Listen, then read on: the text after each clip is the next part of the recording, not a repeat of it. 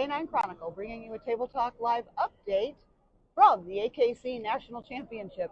We are on day number 3. Well, I don't know what it feels like to you, but it feels to me like about day 30. Yeah, at least. At least. First of all, it's good to have you with us. Thank you very much.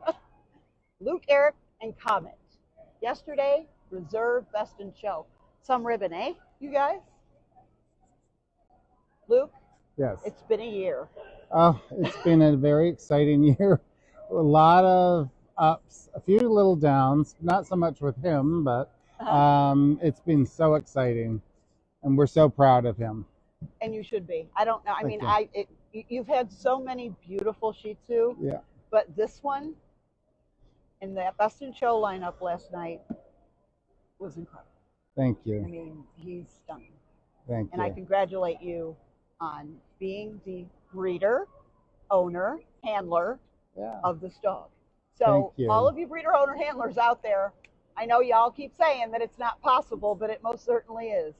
Yeah. So yesterday, you guys owned that ring and made quite a performance. When you're coming down to the last week of the year, what goes through your mind? Well, actually, I'm looking forward to this year ending, only because, then I don't have to worry about points in competition and everything else that's going on in the dog show, and we can rest up for next year. There you go. There you go. I mean, it's a lot of pressure, isn't it? It is a lot of pressure. It's certainly, this wasn't something that we set out to do at the beginning of the year. We had a lot of faith in this dog. We consider him to be probably the best one we've ever had. And he's just an amazing little dog. And he loves doing this, which is half the battle. And, I have judges telling me now that they think he's even showing better now than he did in March. He really, really loves it.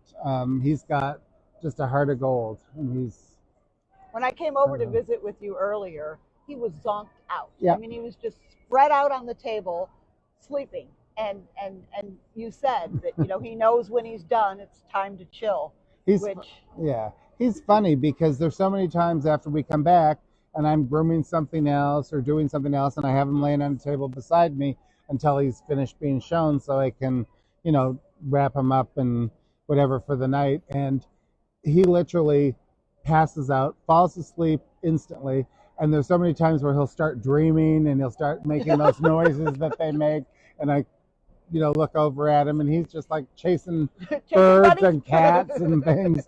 And as soon as I talk to him and say, Comet, it's time to go, and show him a little piece of chicken, and he's wide awake and raring to go. And he knows what he has to do. He's a real professional. That's amazing. You're both professionals. Oh, thank you. So you said earlier that you weren't planning on this. Now, not that anybody plans on anything, on being the number one dog in the country. No. But when did you realize that you were going to have to kind of step up your program a little bit because you had the potential to go all the way? Well, I've had several number one toy dogs in the past.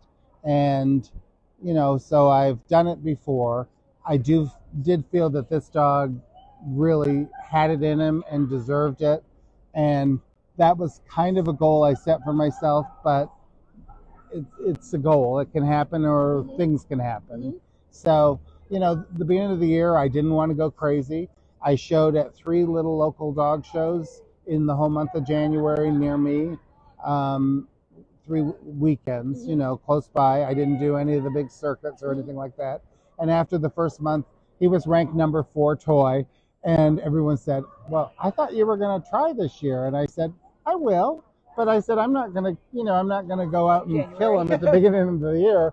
I want to see how it's going to go. And I'm going to pace us and, make it fun and have him enjoy it. And, if it happens, it happens. And you kind of just have to go along with that. He really has, done exceptionally well. And honestly, I haven't shown him in the number of shows that a lot of people that campaign dogs do. he's been shown steady the whole year. Mhm. But I still have taken some weekends off, and not necessarily always gone for the biggest number of shows and things like that. So I really didn't think that I even had a possibility, or other than maybe being top toy, until June. I went to Woofstock, which was the first time I'd ever been there. And I went out there because I had 3 group judges who had given him groups and really liked him. And I thought, you're falling asleep right here, aren't you? He says, it's time for me to rest, but there's no judge. And I went out there with thinking, the groups are big, and I can hopefully win 3 groups and maybe get a reserve or something. And I went out there, and he won all 4 groups, and he won 3 best in shows out there. And I was just like, look at you. It's hysterical. I know. He says, this is my time now to rest. So that's kind of where it turned the corner. And by the end of June, he was ranked just a little bit ahead of the former number 1 dog. And I thought, oh, now I've got a chance. Now I've got to go. Now I got to think about trying. So, we just kind of went from there, and he made us very proud. Well, absolutely. We're all proud of you. Thank you so much. Have fun the rest of the weekend. I will. Enjoy the ride. I know it's been amazing. And what's remarkable about this is this dog just turned 3 years old. Yeah. He's basically a baby. Yeah. He's a sleepy baby. That's why he says, I need my nap. Well, but he's such a good boy. Congratulations to you. Thank Have you fun so the rest much. of the weekend. See you soon. Thank you.